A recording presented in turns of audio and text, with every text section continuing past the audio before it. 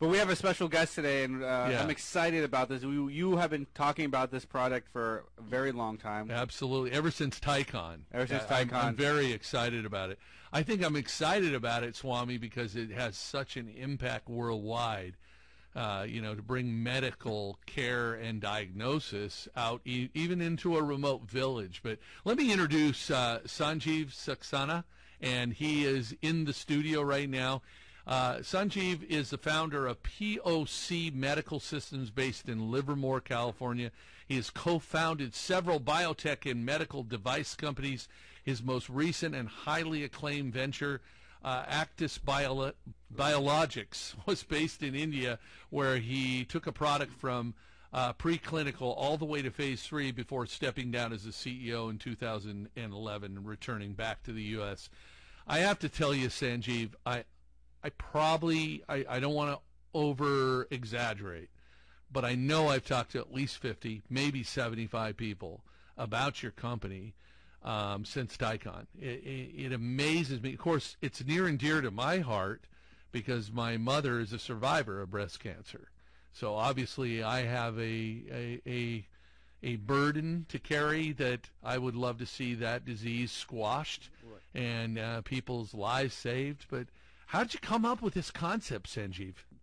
With my last company, Actis, I was doing a drug for breast cancer and colorectal cancer. Uh-huh.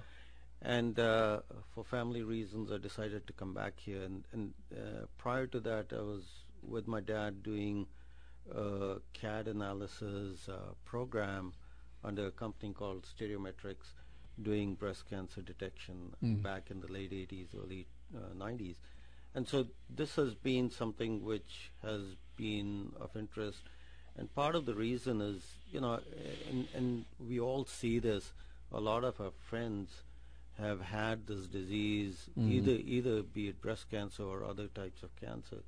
And you stand there and say, what can I do to help these guys? Yeah. And I'm by education an electrical engineer and mathematician. I'm not a biotechnologist, but I got into this back in the 80s. And it's a way of giving back to society and seeing if we can help people. And so when I saw the technology at Lawrence Livermore, where they had actually done taken blood and they had done the samples and tested it out with these protein markers which are in the blood, that seemed pretty interesting. But then how do you make it commercially available for large-scale screening? And I came across the technology at Sandia, which was called the SpinDX, and we decided to test the two together. And we found with 120 patients, we got an accuracy of 91%. 91%. And a specificity of 1. So basically, every one it catches has a breast cancer. There are certain markers which have not yet been tested, and so there may be a miss here and there. But that's when you compare it to the accuracy of mammography, it is much, much higher. Accuracy mammography, depending on the radiologist's reading ability, can vary anywhere from 45 all the way to 93%. Okay. And so according to American Cancer Society, it's about 78%. And this is as I understand it, it's the leading cause of female cancer mortality worldwide. That's right. It's number one in the developed nations. It's number 2 in some of the countries, but it's next to cervical, and it's slowly coming to number 1. There's 1.6 billion women worldwide who need to be screened, and today only 60 million are screened. And according to statistics from WHO, it is about 500,000, or actually about 1 million would have cancer and 500,000 would die of cancer, breast cancer. But reality is, if you screen these 1.6 billion women, the statistics could be completely different. You could be looking at about 16 million women with breast cancer and about 7 million dying. Being you're a mathematician, you can see how this would grab your attention right away, because I was reading those numbers. Actually, 23% of all cancer is breast cancer. That's right. And there's a 1.3 million of new cancer, breast cancer, every year globally diagnosed. It's just amazing to me. Staggering. Staggering. Sanjeev, tell us a little bit. You've got a show and tell here. We should really be doing video because you've got this box, and I'm going to try to describe it. It's very small. That's right. So you could literally take this into a very remote place. Do you have everything you need other than the blood drawing right here in the studio, sitting here? Exactly. I mean, these are basically CDs which have various antibodies preloaded. Yeah. And what we are essentially doing is we are doing a biomarker test. We put a drop of blood in the CD, and it spins around. Basically, whatever you do in a large-scale lab is all micro-sized here, and so you're using microfluidics, and in about 10 to 15 minutes, you have the results. So you can do on one CD about 10 patients, and so in one day you can do a screening of 100 patients. And somebody was challenging me, and I said, "No, I know Sanjeev. I met him at Tycon." And I was saying it's around $2 per test. Is that accurate? Exactly. The CD itself costs about 50 cents to make. Wow. And then you put in the antibodies, so it costs about $2.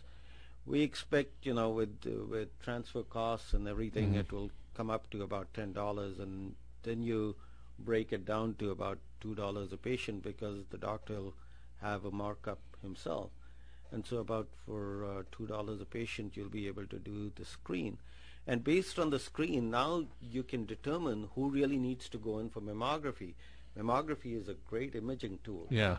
Let's say 16 million women going for mammography who have the possibility of having cancer, and you can locate exactly where it's, rather than looking for a needle in a haystack when you don't know whether there's a needle or no.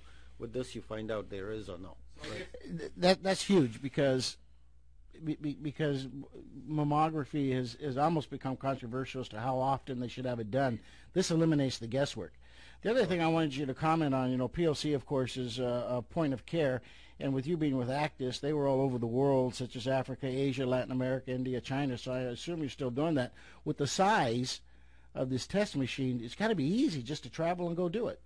Exactly. I mean, so we're looking at potentially partnering with various organizations, nonprofit organizations, with the governments where they're trying to do screening programs in India, Africa, Mexico, etc. And with physicians, basically get this in the physician's office, so a patient comes in and a quick screen can be done. So this is the first application is breast cancer, but now you can take this for cardiac, you can take it for lung, you can take it for AMD or neurological disorders like Alzheimer's and dementia, etc., and be able to find it. So key in any disease treatment is finding it early enough, and we all routinely go in for a blood test anyway. We go into a doctor's office, you walk in, the nurse can do a quick test. By the time you get to go and see the doctor, the test results are with the doctor, and they can make a proper diagnosis. That is huge. So how is the acceptance of this? Are you finding, they should be chasing you down the road wanting this. Well, we haven't yet launched it. We have just finished the design. We are now getting the industrial design done. We are going in for the regulatory approval in India.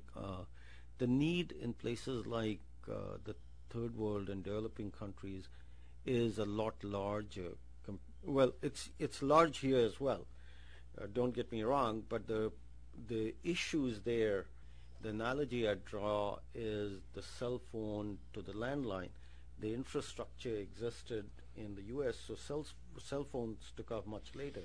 But you go to Thailand, you go to the Pacific Rim, you go to Africa, everyone accepted the cell phone because they didn't have the infrastructure. It took us, when I was in India in the 70s, it took us 7 or 8 years before we got a landline. And even today, it takes at least a month before you can get a landline connection.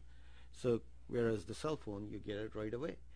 So the same way, you don't have enough labs, diagnostic labs, and you go into a village, they have nothing. People have got to travel a day to 2 days to come in and get the test done and then wait for the results.